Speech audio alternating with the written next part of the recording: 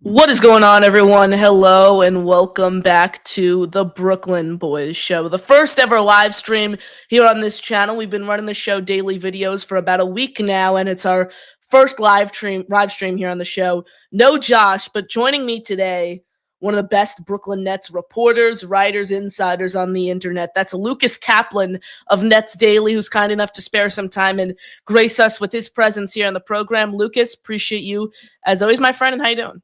Yeah, I'm doing well. I appreciate you having me on. Glad to take Josh's place today. Glad I can. Eric beat me to the show, didn't he? He beat. So Eric did beat you to the show. He did. Okay, so I'll take second place. That was a tough one though, because Josh had interviewed him a week ago before we even announced this podcast. Because Josh had like a little personal podcast going before this, and that's ultimately what the channel rebranded into. But Josh interviewed him like a week ago before the pod was announced. That was kind of like, cheated out by Eric, but we're going to count you as the first official Brooklyn. Okay, good. I saw him, and but that's I'm glad because he has the new Locked On every day. He's on, so I got to catch up to Eric. But, and you were on with him the other day. Yeah. We talked about I'm sure like a lot of what we'll get into. I was talking to someone the other day, who works for one of the big agencies, and he's just like, I don't think it's being covered enough or emphasized enough just how wild it is that one team controls all of the cap space in free agency. It's really like pretty historically unprecedented. So like, Kuminga, Santi Aldama, whatever, in the past it'd be like, oh, well, there's 8-9 teams with cap space, and some of them are good and some of them are bad. So what he could get in free agency depends on so many factors. With a lot of guys on the market, it's literally just, do the Nets want to pay him? And if not, they have no market. Exactly. And that's the funniest thing with Cam Thomas too, right, Lucas? Because Cam Thomas is just such an incredible basketball player. And I said it earlier in the week, I think it's kind of like a blessing in disguise for Brooklyn that he didn't play 70, 75 games last year, because this is a guy who's averaging over 20 points a night. Cam Thomas, my favorite Net, hands down. And it's crazy to think he's a restricted free agent this offseason, so the Nets can match any outside offer, but there's like no market for him. There's no talk of other Cam Thomas landing spots. It's just assumed that the Nets get a deal done with him, and that's kind of the first thing I want to float out to you right away here on the show. What is that deal? What does that extension look like between the Nets and Cam Thomas? How many years? And do you think it's in that, $20 to $25 million range? How much do the Nets really pay Cam Thomas? Yeah, I think you're probably on the money right there. 25 million. It is interesting because there is virtually I haven't even heard anybody bring his name up relative to like the wider landscape of free agency. It's just sort of assumed, known, that he's probably going to go back to the Nets. I mean, that's not really any, reporting or sources from me. It just kind of seems like we've arrived at this conclusion. But I think you're in the right ballpark. It seems like it's going to be, if I had to guess, like 370, 375, 25, something like that a year. And it's interesting, his agent should, I would point to Jalen Green, who got 3 years, $105 million. I said Anthony Simons the other day. That was kind of my comp. Yeah, that's a good one too. I mean, I don't know if he's going to get that money, but if I'm his agent, I would certainly say, well, hey, I mean, this is kind of what the market would dictate he should get. Now, he might, again, suffer a little bit because there's no really competing teams. Absolutely. And I think 3 years suits him really, really well from like his personal standpoint, because Cam Thomas is 23 years old right now. So he signed a 3-year extension now. He's going to be 26 by the time that deal expires, and he's going to be at the climax, in my opinion, at the peak of his career if he's able to stay healthy. Again, let's keep in mind availability is the best ability, especially when it comes to NBA guards. But if he's able to stay healthy, he's able to continue to play at this caliber when he's on the court, he's going to be 26 years old, and then he's in a position to land himself potentially a supermax deal, whether that's with the Nets, whether that's with another team. But I think hands down for the Brooklyn Nets, retaining Cam Thomas, giving him a multi-year extension to keep him in Brooklyn is move numero uno. Yeah, and Day'Ron, I would assume, is going to follow. Day'Ron, I could see, there's perhaps a sign and trade available, Okay. just because To LA? Is that what you're thinking? it could be LA. I don't know. LA, I don't really love as a fit, but it's like the guy is good. His underlying metrics are really good. He provides a service that like every NBA team should want, reliable backup big who will Can start for you when called upon. certainly will get you a few extra possessions a game, is probably like, B minus, C plus, but in a variety of defensive coverages. Like, he's just a good player. And so I could see any number of teams trying to facilitate a sign and trade for him just because his number won't be that high. I would assume Day'Ron, maybe something like 2 years, 20 million at the most, but we'll see. I don't really know what to make of anybody on the market because, again, it just comes back to the fact that the Nets are the only player, which is wild and unprecedented. So there's any number of ways they could use this cap space, but I think retaining the restricted free agent guys is, as you said, move numero uno. Absolutely. And you mentioned Day'Ron Sharpe there, so I would be remiss if I didn't mention Nick Claxton, the guy the Nets signed to a 4-year, $100 million deal last offseason. And one offseason and 1 year in, clearly did not live up to the standard set for him when the Nets gave him that contract. Do you think he's a Brooklyn Net come September this year?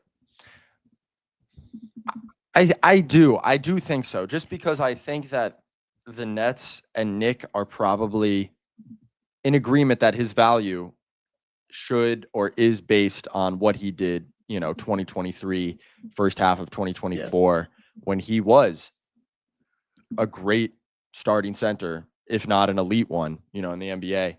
And since then, hasn't really brought it every night. His back has flared up.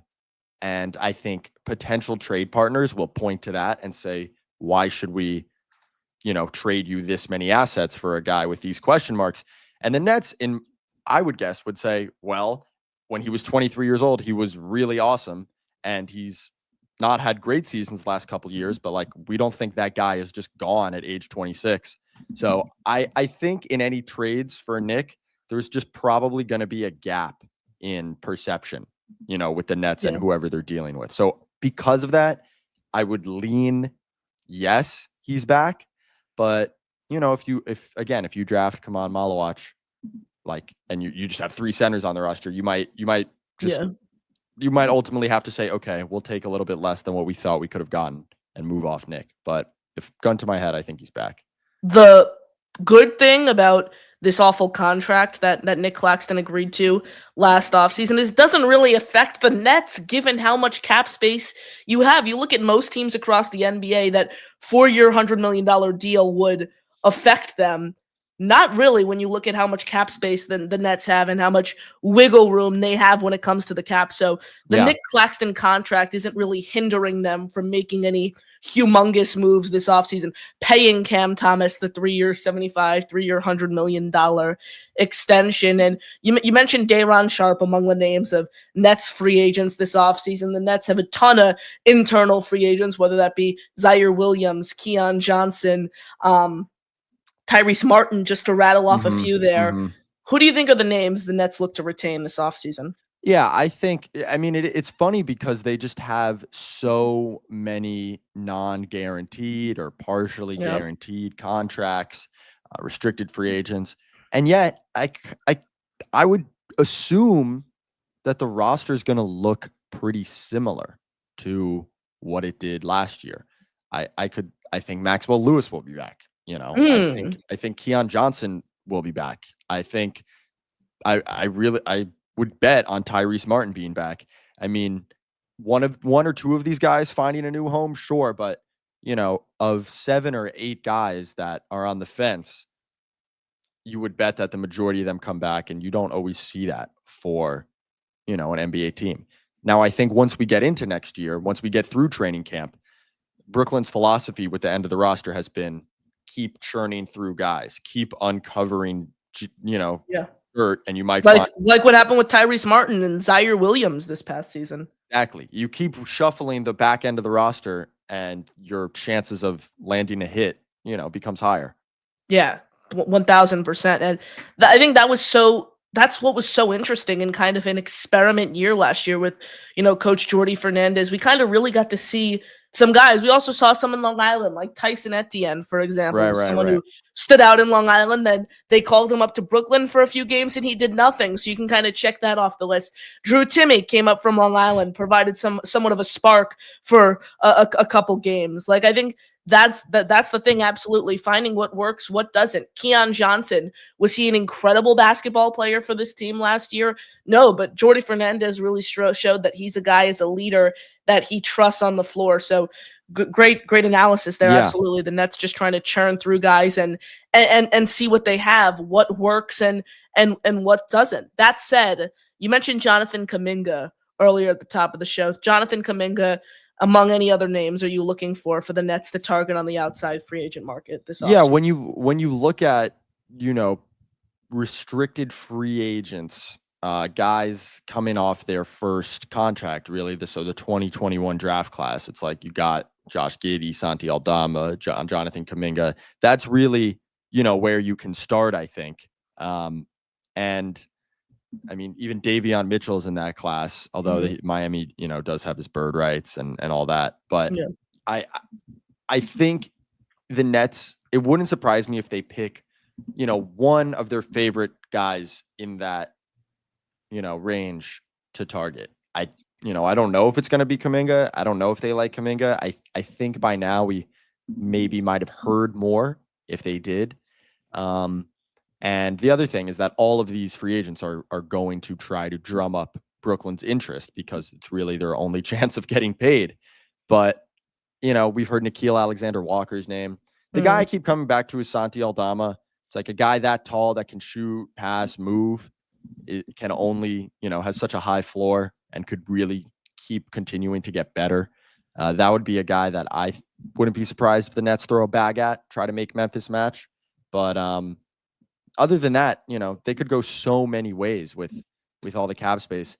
They could, and what I think may end up happening is try to use it to facilitate trades for other teams and try to take on assets that way. Like just Porzingis, maybe? Is that one that could be interesting given his crazy contract? It would be tough to swallow, I think, but yeah, if you can pry a first or two, his stock is about as low as it can get for a guy that was a great player on a championship team a year ago. So if you want to pounce on that, you think you can get a couple firsts as, as cap relief for Boston, you got to do it. If you can just keep stockpiling seconds, just shipping into these random trades that'll be happening, you can do that. If you really want to take on a super depressed asset like Porzingis, that's another route. So I think they'll be involved in a ton of trade talks as third, fourth, fifth team, whatever. You mentioned Maxwell Lewis as a name the Nets, are looking to kind of re-sign and bring back this offseason. He's really, really intriguing because he's 22 years old. Obviously, the Nets landed him in the D'Angelo Russell deal. He's kind of shown flashes of potentially, in 3-4 years, he's able to develop and be a solid role player at the NBA level, but he hasn't been able to stay consistent and consistently find his way into the rotation, which has ultimately been the significant issue. Is he a guy you think the Nets could potentially try to package up in a trade given his young upside? Yeah, I could see that. I could also see, like he is one of the few guys, I mention him because he's just on a standard, rookie second round deal where he's under contract and then there's a club option for the next year for 2027. But I like the team likes him. I kind of liked him. He hit some shots. He made some plays. He's the sort of player that I would think gets run for them next year because he's probably more valuable to the Nets than anybody else. Like the Nets probably actually want to see what he can add to the team. They might not be super great next year considering the draft pick that they own. And I don't think he's going to win you a ton of games in the immediate future. But I do like him, and I would like to see him get more run. It's just cool to see, long shooters that got a little bit of size and aren't afraid to attack the rim and, hustle on defense. And that's what he was last year. Appreciate you all tuning in here on this Saturday edition of the Brooklyn Boys Show. Lucas Kaplan, Connor Long here with you. Appreciate you all tuning in. Smash that like button, hit subscribe. You got any questions for Lucas and I, you can throw those in the chat, and we'll start. We see all your questions, so keep those coming. We'll definitely get to those. We'll start off with Captain Marvelous, who says, I think the Nets should draft at least 4 players out of this draft. If Marks is the drafter fans always tell me he is, we should get a guaranteed star with a 1-in-4 shot. What I will say here about Sean Marks is I am not a Sean Marks fan by any measure. I always say he's the cat who has 9 lives, but if I trust him to do one thing, it is to draft a guard who will turn into an All-NBA player 5 years down the road. Well, listen, 1-in-4. Really 1-in-5 if they make that, a high second rounder. They have the 35th pick, 36th pick. It's really just about adding as many guys as possible, and like guaranteed star. I don't know. That's a pretty high bar, especially when, you're picking in the late teens, mid 20s, but it would be shocking if they don't get 1, 2, 3, like solid quality, valuable NBA players. And then, you kind of go from there. I've obviously slipping down to 8 was very sad, very disappointing in the moment. I've talked myself off the ledge. They're going to add young talent. Immediately, they're going to draft 2 guys that are going to become like the most intriguing young talent on the roster, probably. It's a nice little spot to be in. And who do you have anybody you want them to draft? So the guy I'm locked in on right now is Trey Johnson from Texas. Like I really, really like Trey Johnson, and I don't think he's going to be there at 8. Though. That's the issue. Like I think if him and Cam Thomas are your 2 guards entering next season, like I'd feel so confident. I just think Trey Johnson. I mean, he can drive, he can score, he's a catch and shoot threat. That's the guy that's the guy I'm looking at right now. I want a sharp shooter who can shoot next to Cam Thomas. I really like Malawach though. Like that's the guy I'm looking at, the center from Duke right now. The thing is, I don't see the Nets drafting a center if they don't trade Nick Claxton. Right. Either of the Duke guys would be cool. You mentioned Sengu and Fears in 2 articles for Nets Daily recently. Who do you prefer to those guys, and who's your number 1? I'd say I'm kind of working my way through the potential list. I want to get scouts out on each of the Duke guys. Queen, Colin Murray Boyles. Oh, love Queen. So just guys that will probably be in the mix at 8. I would probably need to consult with like real smart draft people who do this full time. But I like Noah. I like Noah Sang. He's so young. It's hard to be a bad NBA player when you're that long, can move, and have a high feel, I think, for the game. Like, he makes a lot of smart plays. He's in the right places. Like, you can just tell that he'll have a solid career, even if you're not sure what the offense is really going to look like down the line. Whereas Fears, you kind of do know what the bet is, that he'll become like a big primary ball handler. And it'd be tough to pass on him, but there are, he's not a perfect prospect by any means. I also don't know if he'll be there at 8. And that's the thing about this draft. After the first like 3-4 guys, like I have no idea how it's going to shake out really. Exactly. And here's the thing. I know we're kind of going back and forth on it. I think the NBA draft is a complete crapshoot. Like I cover the Jets every single day on my channel, and the NFL draft, I say all the time, is a crapshoot. But you kind of have like a set list of standards to like really write up a scouting report and really get a gauge on who you think is going to be great at the next level and who is not. It is so difficult with NBA prospects. Like Cam Thomas was a pick in the 20s, and I think he's a top guard in the NBA. Like even doing Sang and Fears scouting reports, they were just so wildly different as prospects. All the different competition levels too. That's also a factor. Yeah, I'm like watching the German league. I'm like talking to him. I'm like, so how good is Bundesliga? Like really? Like you're trying to gauge how athletic through the screen, which is hard. Basketball film is tough to watch. I'll say that too. And it's tough to find. So I wish it was more accessible for people trying to get into it. So NFL film, there's a provider called NFL Pro where you could just find it, but It took me so long to find college film for Yeah, college football. is It's the brutal. worst. So, because NFL, NBA, you just get league pass, right? Yeah, NBA, you can get league pass, and then you can go back and watch the games. There's also a bunch of, free sites that Uh-huh. are technically illegal, Yeah, but at college, it works. I don't even like, you gotta find a way to get on a Synergy, Yeah, somebody's Synergy subscription, I and, rely on you for all of the college film breakdowns. I appreciate it. There's a good free resource that I retweeted a while ago. There are some YouTube channels where they'll cut up like every clip Oh that a guy wow. was involved in from a game. But yeah, I'm trying to get through all of them. Done Jeremiah, done Noah. We'll see. Maybe the guy I really want to dive into is Colin Murray Boyles because Mm, there's a lot of different opinions. He's an uncommon sort of prospect. I really haven't watched too much of him, and he yeah, seems like a guy that the Nets would like. yeah. Just So I high do ceiling. have Yeah, two exactly. ways. Yeah. I do have some bias with VJ Edgecomb because I did see him 2 years ago drop 75 points in my high school gym with 15 other people, so that was pretty cool. But VJ Edgecomb, the thing with him is he needs to develop so much as a shooter. He's just such a raw shooter. And like that's why I think going back to college for him would have been the best thing. Like if he spent one more year at Baylor and came developed as a shooter and came out next year, he could be a bona fide top 3 pick. It's like I like everything he brings to the table. I think he hustles. I think he's great on defense. It's just I don't want to draft someone who's that raw of a shooter. Have you done any work on VJ? No, I honestly don't think. I just don't see a world where he's there at 8. If the Okay. Nets trade up, then I'm screwed.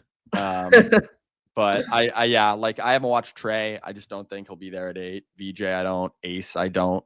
And then add Cooper and Harper. That's like 5 guys. Yeah. But outside of that, I think anybody else could be. I mean, I wouldn't be surprised if Con Knippel goes like top 5. I wouldn't be surprised if he's there at 8. Hmm. I'd be a little surprised. The But thing, yeah. Ace Bailey's interesting because I feel like if he gets out of the top 3, it's a free for all. Like, yeah, I think Yeah. if he gets out of the top 3, he could go anywhere. He could be there at 8 if he doesn't land in Philadelphia. Yeah, I think, just one team has to take the swing, but it won't surprise me if there are like multiple teams in the top 8. Like, yeah, we're not drafting Ace. Like, even if he gets to us, like, I don't know what the Wizards think at 6, or the Jazz think at 5, but yeah, I wouldn't be shocked if one of those teams is like, if Ace is there, like, we're not taking him. So that, it's going to be a wild draft night, especially with all the picks that the Nets have. Yeah, so many picks. Yeah. The dream for me is like Jace Richardson falls to 19, Sorber, but it feels like those guys have enough hype to not fall to 19. Oh, my dream! Like I was thinking this, and I just realized the other day. I'm like, what am I even thinking? This is so unrealistic. I was thinking Malarch at 8, Yeah. and then Queen at 19. But I'm like, there's no way that happens. Yeah, I don't think so, but it Yeah. is like, if you really index the like poor combine testing, which I wouldn't, but Yeah, he is losing a little. He has lost momentum since March Madness. absolutely. Captain comes back and says, I think it's malpractice if we go next season with CJ on the roster, and if we keep Clax, he needs to shoot way more jumpers. Losses be damned. He becomes way more valuable if he can shoot a little. Yeah, that I actually don't agree with that with the shooting because it's like, look at how many good centers there are in the NBA that don't shoot, of which Clax was Yeah. one 2 years ago. I mean, he needs to be clear, he needs to shoot better than 55% on free throws, like 100%. That's an excuse. I like Molark though, because he could shoot the 3 ball. Yeah, too. he is he is a nice touch. But I mean, the Cavs start Jared Allen, very good player. Isaiah Hartenstein, very good player. The Magics pretty much have 3 centers that don't shoot. They're all very good. Mitch Robinson, very good player. At least at the very least, like, very useful. Really, there's not a lot of like non-star centers that like have to, shoot to be good. Yeah. I mean, Brooke Lopez is really the main guy.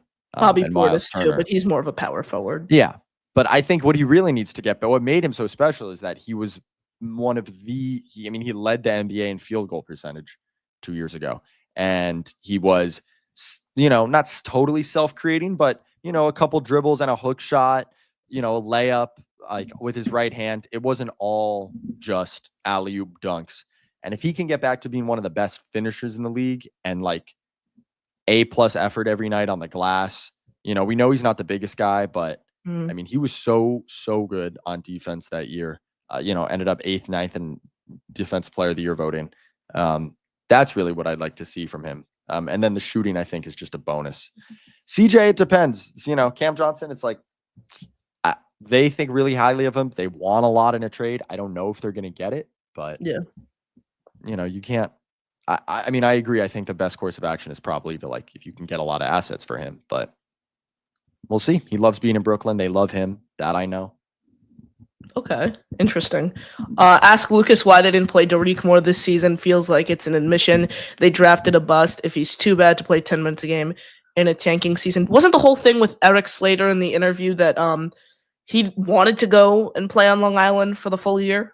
Yeah, I also think this year was really about making sure his body could sustain consistent minutes and you got to get him real run to work on his issues, and that can happen in Long Island. I mean, every successful Nets player that they've drafted has gotten major bump in Long Island.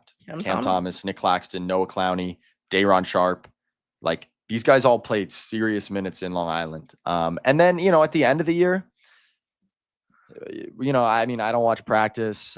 You don't really know what's going on, but this summer is the first summer that he is going to be consistently healthy, knock on wood, having played in the lead up. I think he has to get run. I'll be with you next year. He has to get real run at the beginning of next season because, fist on the table time, you got to know what you have with him. Yeah. So I would be surprised if he's still not really able to get NBA run next November, December type of thing. Someone who's gotten NBA run from that draft class, but I still don't think we have an accurate representation of what he is just based on his inconsistency, is Jaylen Wilson. Yeah. Jaylen Wilson has played valuable minutes at the NBA level. He's just so inconsistent every single game, so we don't know what he is. He's a 3-and-D type guy. That's what he's shown to me thus far. Yeah, I agree. It's tough because he really doesn't have a ton off the dribble when the three's not going in. When the three's not going in, the question is what does he do on offense? And I don't know if we have... It's like Landry Shamet for me. He's like a bigger Landry Shamet for me. And he doesn't shoot 40% from three. Yeah, so exactly. Good point. It's tough. It's also because he's not a super athletic. I mean, there's that stat. He has 0 dunks in the NBA. Oh, that's a thing? Oh, God. He's just not a very athletic sort of, guy that you would need on a high-level defense. He played a lot of minutes, sneakily led the Nets in minutes this year. How crazy is that? Jaylen Wilson? Yeah, led the Nets in total minutes. You're just pulling things from everywhere, Lucas. Jeez, that's more concerning to me than interesting. Yeah, there's a lot of adjectives you could throw at that one. Oh yeah, but yeah, I mean, he's going to be on the team next year. There's really no reason to cut ties or anything. But I think you kind of, like you said, you could he's 24, 25. He's a 4-year senior. We kind of know who he is at this point, and not a terrible player, but not somebody that you're gonna really make roster decisions around. Mm-hmm. Noah Clowney's another interesting one because if they don't trade Nick Claxton, they re-sign Day'Ron Sharpe. What's his role? Yeah, is he the power forward? What's his role? Yeah, I think a big wing. I think he's just not. I think they've realized, and it's actually smart in my opinion, that he's not big or strong enough to really be the biggest guy on the court, to be the center. So that's why he shot 1 million threes. His offense is going to be from, outside in, driving, attacking closeouts. It's not going to be lob dunks and finishing inside. He's just not that type of athlete. I wish he didn't get hurt 5 times this year, 4 ankle sprains. I think that his season was a little disappointing. However, he played his best ball before the first ankle sprain. So it's I wish I could have seen him with healthy, consistent run. It's hard when you're 20 years old and you stop and start, you play 5 games and you hurt your ankle and then you rehab and you come back and you hurt it again. I'm willing to be excited about him going into next year with the injury caveat. Absolutely. Ace Anthony, possibilities of a trade for the second pick. If so, what could that trade possibly look like for the Nets? I mean, CJ, the Spurs have to love Cam Johnson and probably a lot of assets.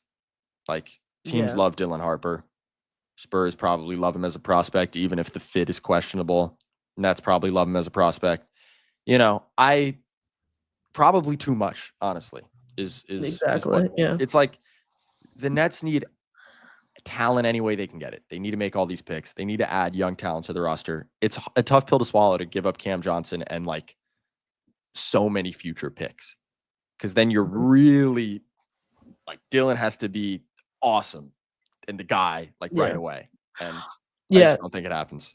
The thing with Cam Johnson's so interesting. I wanted him gone last year. Like my whole thing with last year's team was I'm not a tank person, Lucas. I'm a net fan, and I just this happens with the Jets every year when they start with their 4-10. Yeah. By the time you enter week 15, the tank talk starts. Like I can't watch my team play and root for them to lose. I can't wrap my head around that concept. My whole thought process last year is I wanted to be pushing teams to the final buzzer, good teams, which they did the first 10 games of the season with, pushing Boston, bringing the Cavaliers to overtime when they were undefeated. Like the Nets were doing that for the beginning of the year. And when they won, my whole thing was I wanted to win with the players that are going to be here long term. And that's why I just don't understand why Cam Johnson is still here. He's not in the long-term plans. And it's like, you're winning with a guy who isn't going to be here in 2 years from now. I don't understand that. So I've seen mock trades where the Nets get like 2 unprotected first-round picks for Cam Johnson. Sign me up for that all day. Yeah, I think if 2 unprotecteds is probably what they were searching for last year. I don't know if that they got it. I would imagine the closest they came was probably Sacramento, but I'm not sure Sacramento was willing to put 2 unprotecteds on the table, and I think you're right on the money. Like that's what they're looking to get, and I don't know if they have gotten it yet. I saw a mock trade from Bleacher Report that was insane. It was 2 unprotected and Tobias Harris for Cam Johnson and Reese Beekman on a sign and trade. Yeah, you gotta. Yeah, I mean, Tobias, Long Island guy. I don't know, useful player, especially on like a team like the Pistons. Cam Johnson would, probably be better, but we'll see. They've made trades before. Joe Harris to the Pistons. Trajan Langdon, former Nets front office guy, now runs Detroit. But I don't know. This team is hard to predict. I thought they trade Cam last year. They didn't. I thought I just don't know. I wish I had more like concrete opinions and sources, but it's tough to predict what they're gonna do, especially with all of these picks this year. Like I have no idea what their offseason is gonna look like. Absolutely. I mean, I remember when you did the breakdown the other day with Tim Capstraw, and Reese Beekman stood out. He was kind of getting all over the court. Yeah, Beekman's funny because like the offense is really rough right now, especially the shooting. But like the guy, I like watching him defend. Like he gets a ton of he's a legitimately good defender. How tall is he though? Like what? Crazy. He's like 6'1", if that. Yeah. So Okay, if he's listed at 6'1", he's 5'11". Yeah, I don't know what. Yeah, he is not a physically imposing guy when you see him. I'm 5'10" and a half, so he's listed at 6'3". He's listed as 6'3". Come on, that's crazy. That's where I say 6'1". Like I feel like looking at him, I'm like, this guy's 6'1". Yeah, and Patty Mills, one of my favorite players in the NBA. I remember they had him listed at like 6'2", and I remember seeing him at some of the games. He's like 5'11". Yeah. That's like what Chris Paul being like 6'2" or whatever. Yeah, that's why I don't believe Muggsy Bogues was 5'3". I believe Muggsy Bogues was like 5 foot. You should add to the legend. Hey, there we go. Exactly. Couple more minutes here with Lucas, so get your final comments in before we wrap up. Lucas, appreciate you sparing some time for us. We got 323 you guys in the building, so smash the like button, hit subscribe, follow Lucas at Lucas Kaplan _. Appreciate all of your support here on the channel. Broncos 1414 says, do the Nets make all 5 of their picks this year? If not, do they look to trade up or add future picks? It's tough to imagine them making all 5 and like adding 5 rookies to the rotation and the roster next year. But I think they're going to make most of, I would guess 3 to 4. I would think a likely one is like a trade into next year's draft. Like they only have 1 pick next year. So they have all of these picks in the war chest in general, but they don't, they're not evenly spread out. So I think they might try to spread them out a little more, like maybe trade 26 for a future first, although it's always hard to trade such a late pick for a future first. Maybe trade 35 and 26 for a future first, something like that. I think they have 12 over the next 3 years. Yeah, they have 1, 2, 3, 4. What do they have? 4 this year, 1 in 2026, and it's their own. And then 2027, they have like 3. Oh, 7. That's what it was. Yes. Yeah, but but also a lot of seconds. So yeah, exactly. And some of those seconds are going to be high. What I was saying is, Josh and we talked about this on Tuesday, I think it was, about trading for Sabonis potentially. He said, I think it was 2 first-round picks. I think it was Claxton, Lewis, and 2 first-round picks. That's the mock trade we came up with. I said I'd do it. Would you do that? No, I wouldn't. Okay. I just don't think you need to kind of swing on Sabonis right now. Like, they have a lot of assets, maybe a couple years, but like, Sabonis is what can drag this team to like 35 wins next year. I mean, depending on what else you do. You want them to tank. When faced with either that or like, being the 9 seed, I would rather them draft really high again next year. And then I think, you might be pretty well set up if you can add 2, 3 exciting young talents to the roster. The thing with Sabonis that's interesting to me is like he's a rebounder. Like I think the Nets lack a rebounder, consistent rebounder who can shoot the 3 ball, who can get you rebounds, and like he's truly a triple threat option. I just think that's what the Nets lack, especially if you can also get the contract isn't going to kill him at all. Like he's on a pretty big contract given the caliber that he's played at the past few years, but the contract isn't going to kill you at all. Yeah, and hey, every time he comes to Barclays, he just like is so physically imposing and like throws everyone around and gets like 20 rebounds. It is a refreshing change of pace from what the Nets have had. Yeah. He's physical, but not in the sense like Nick Claxton, where Nick Claxton was ejected. What was it, like 4 to 3 times? Yeah. Claxton had a couple rough moments last year.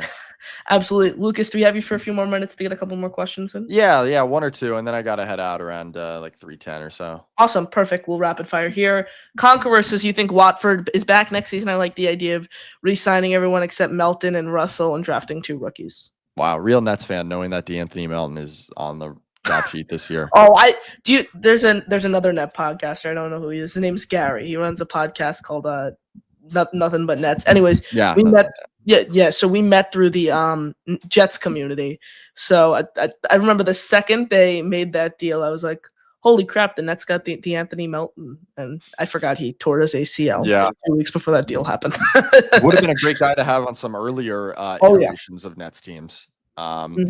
Yeah, Watford's going to go through the same thing he went through last season, right? He's going to go try to find a bag somewhere, and if not, he's probably back yet again on a minimum, something like that.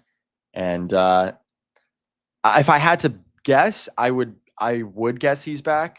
I mean, he's close to becoming a good NBA rotation player, like consistently. Like you can see the talent. His great games are awesome. They're fun. But just cleaning up the turnovers, shooting and making some more threes, finding a role on defense. But like Brooklyn is probably a good place to do that. So yeah. I would assume that he is, but I'm not super solid on that. I remember when the Nets re-signed Trendon Watford, I was actually with your colleague, Sarah Kustok, and I was the one who broke the Watford news to Sarah Kustok. So maybe that could be like my funny Twitter bio for Nets Twitter. That's your first big scoop. Well, no, I didn't get it personally. Well, you can lie. I'll count it. You can count it. It's like half a scoop. Yeah, exactly. I'll give Woj half of it, and then I'll take the other half. But I think that's fair. He'll let you have it. Yeah, he's done now, so I don't think he really cares anymore. No, he's also had some bigger ones than Trent and Watford re-signing. That's true.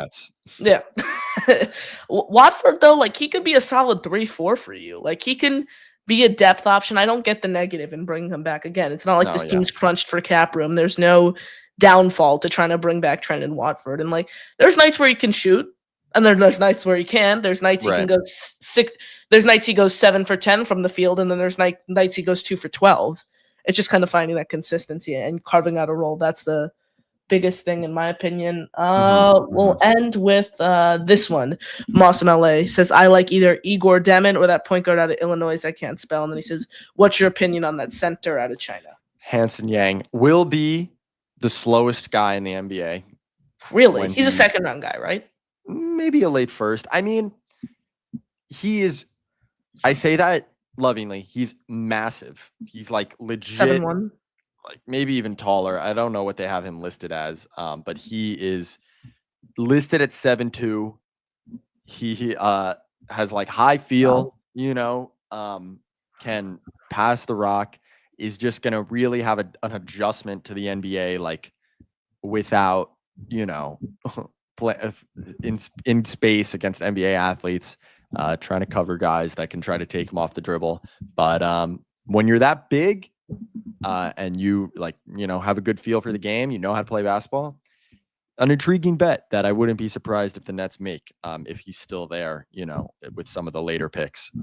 Our guy Pete comes in at the buzzer. He says, present Zaire Williams comes back next year. 55. Like, I would say over the line, but maybe even higher. Because again, Nets are the only team with cap space. Is a contender really going to bet on Zaire Williams, like being a big rotation piece next year? Then again, it's like, maybe he would. The Nuggets would have really loved him off the bench this year. Good cutter, can make a couple threes, plays hard, likes to rebound. They kind of needed all that stuff. But I would say he's back. It's like the Nets have been very good to his career. He's been very good to the Nets. This is, I'm kind of saying the same thing a lot, but I think guys want to play here, especially guys that like need to keep. You think that's a testament to what Jordi Fernandez kind of showed in year one? Definitely. Guys like to play for him, and guys that like need to establish themselves as NBA quality players. It's totally a testament to Jordi. He got rave reviews, and not just in like the fake, just lip service way. Exactly. Like guys like him a lot.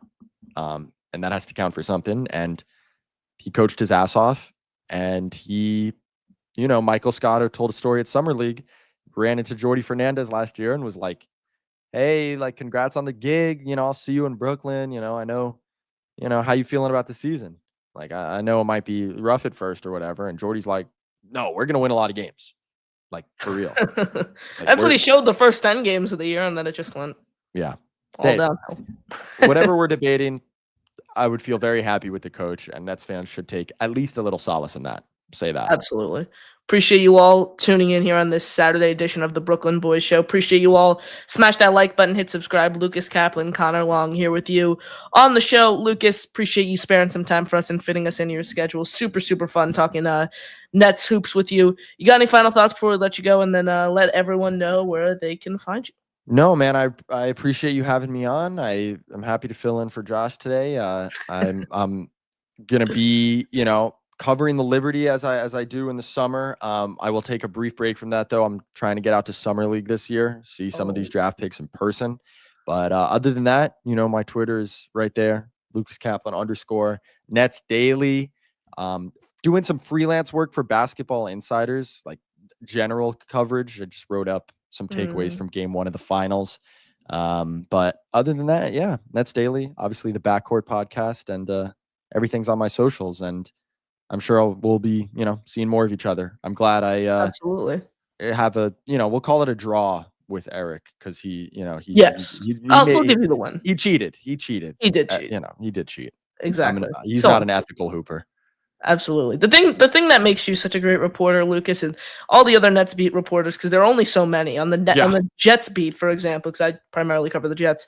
The Jets beat, there's probably 20, 25 beat reporters. They're a ton. Football's crazy. The Nets, despite them playing in New York, they're like the Islanders. They don't garner too much attention. So there's only a handful. And the thing that separates you from everyone else is you get into the X's and O's of the game. And I think that's what's so incredible about your work. So everyone, please follow Lucas. Read his work, netsdaily.com. He does a great job. So we got you and Eric. Who do we got to get? CJ? Gotta get CJ. I've spoken with CJ before. We'll make that happen. We got to get Brian. Brian. Yeah, that's man. And then well, appreciate you having me on, man. And no problem. I'll see you again soon, I'm sure. Ladies and gentlemen, he's Lucas Kaplan of Nets Daily. I'm your host, Connor Long. Have a great rest of your weekend, everyone, and as always, go Nets.